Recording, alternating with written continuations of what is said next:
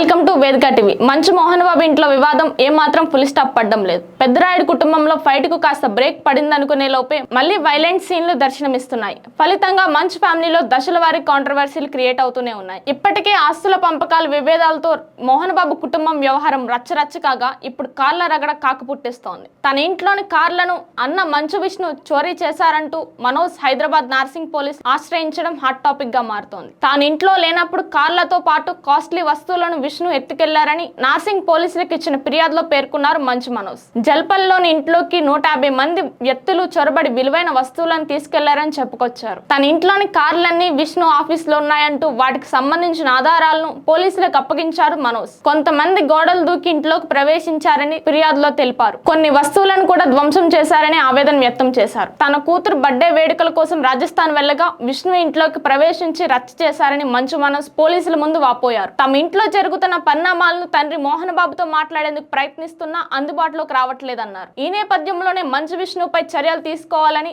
తనకు న్యాయం చేయాలని మంచు మనోజ్ నార్సింగ్ పోలీసులను వేడుకోవడం ఆసక్తిగా మారుతోంది. వాస్తవానికి మంచు మోహన్ బాబు కుటుంబంలో గత ఏడాది విభేదాలు కంటిన్యూ అవుతూనే ఉన్నాయి. ఇప్పటికీ మోహన్ బాబు విష్ణుపై మంచు మనోజ్ పలుమార్లు పోలీసులను ఫిర్యాదు చేశారు. మంచు ఫ్యామిలీలోని ఆస్తుల వివాదం పీక్ స్టేజ్ కు చేరడంతో పోలీసులు సైతం సీరియస్ అయ్యారు. న్యూసెన్స్లు క్రియేట్ చేయొద్దని 2 వర్గాలకు వార్నింగ్ కూడా ఇచ్చారు. అందరూ కూర్చొని ఇంటి సమస్యలు పరిష్కరించుకోవాలని మోహన్ బాబు ఫ్యామిలీకి స్పష్టం చేశారు. ఈ క్రమంలో మంచు ఫ్యామిలీలో విభేదాలు కాస్త సర్దుకున్నాయనే లోపే తన అన్న విష్ణుపై మనోజ్ ఫిర్యాదు చేయడం చర్చనీయాంశం అవుతోంది. మనోజ్ ఫిర్యాదుతో మంచు ఫ్యామిలీలో మరోసారి వివాదాలు రచ్చరేపుతున్నాయి. అయితే మనోజ్ ఆరోపణలపై విష్ణు ఎలా రియాక్ట్ అవుతారో చూడాల్సి ఉంది. ఇలాంటి మరిన్ని అప్డేట్స్ కోసం మన వేదిక టీవీని సబ్స్క్రైబ్ చేసుకోండి. Signing off, Roslin.